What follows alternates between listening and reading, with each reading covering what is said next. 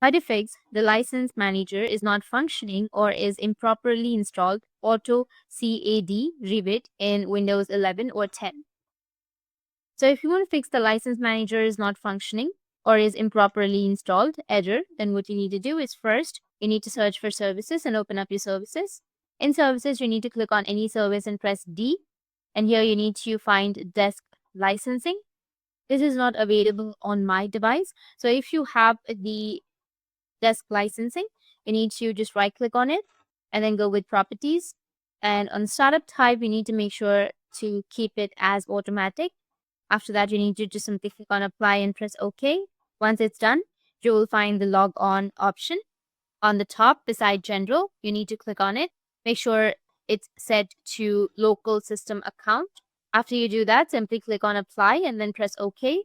Now on the side, you will find the start option. Simply click on it and then you're good to go. That's it. And if you have any questions, feel free to comment below. Thanks for watching.